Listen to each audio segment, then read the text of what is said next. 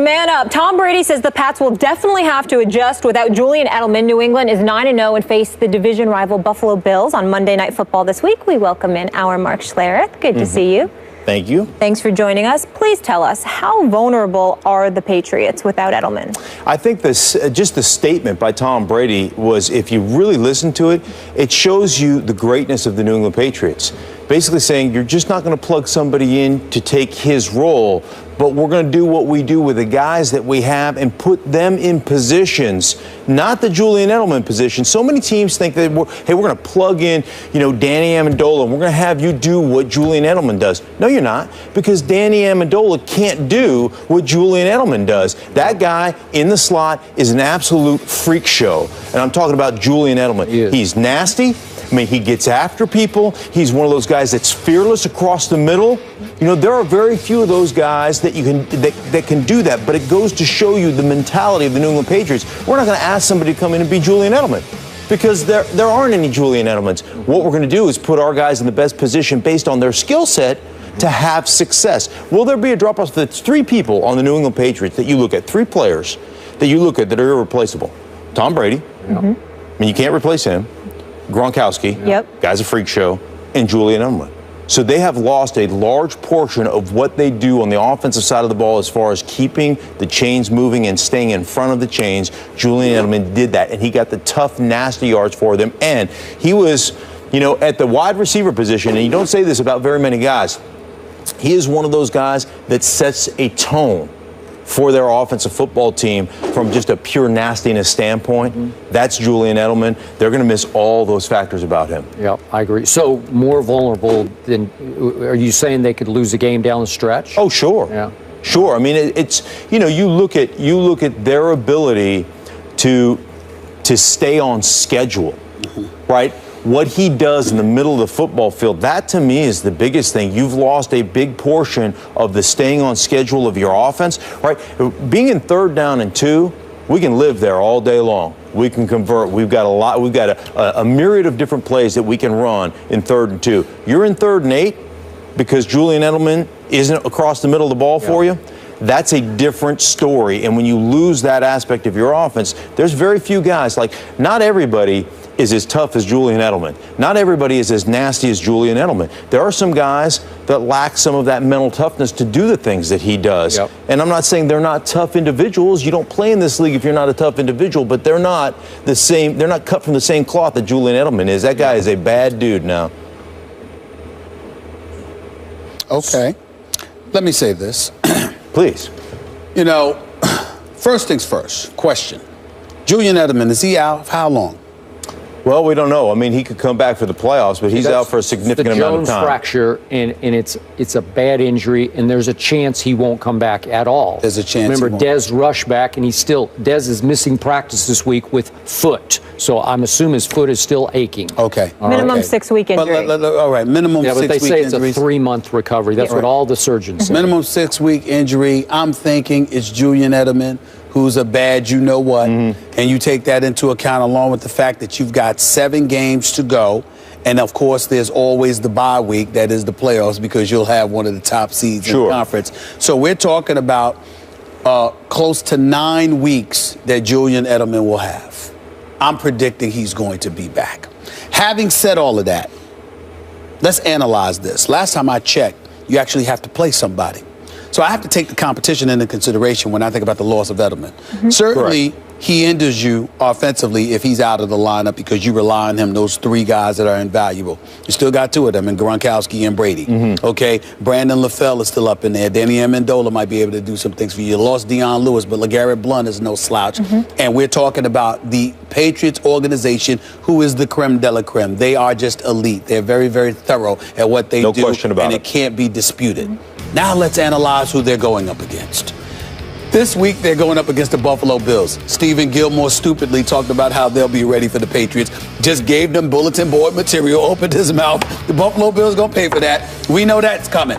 After that, you got the Denver Broncos. Osweiler's your quarterback now, not Peyton Manning. I'm sorry, I don't believe for 1 second that Brock Osweiler is going to beat the New England Patriots. I just don't see it. I don't see it happening. The Philadelphia Eagles. Well, Mark Sanchez might be the quarterback there, or Sam Bradford, not Bradford.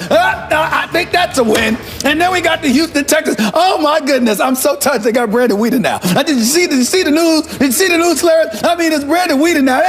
They got a quarterback now, according to Jerry Jones. So that is. 3 backups. You remember Brandon Weeden, yep. the guy that Jerry Jones said, boy, could he really throw a football? Right. And then weeks later you cut him. Okay, you let him go. All right. So we all know about. You're saying they've cornered the market on backup quarterbacks in Houston. Exactly. Okay. Nobody has more backup quarterbacks than the Houston Texans. So we got that. The next contest on the list is the Tennessee Titans. Do you want me to start laughing a little bit too early? I mean, just stop it. So then we get to the New York Jets.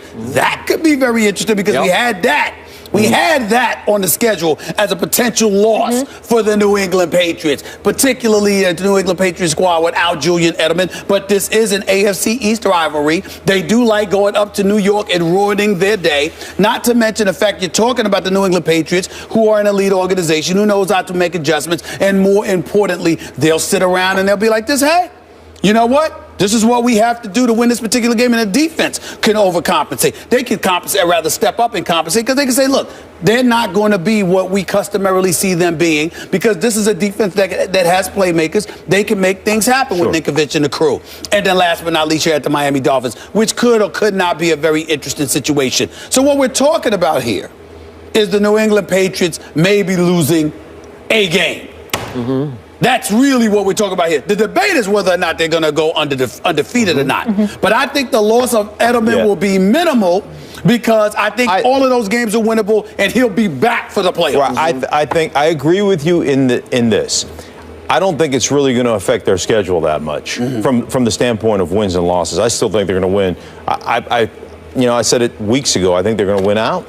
But it's certainly. You think they're going to go undefeated? Yeah. Okay. Yeah. Okay. But it certainly hinders that process to some degree. And then, from the standpoint of what kind of chemistry, what do you have coming back when he does, and if he's healthy? So there's some question marks there. They're still, in my mind, the best team in the National Football League.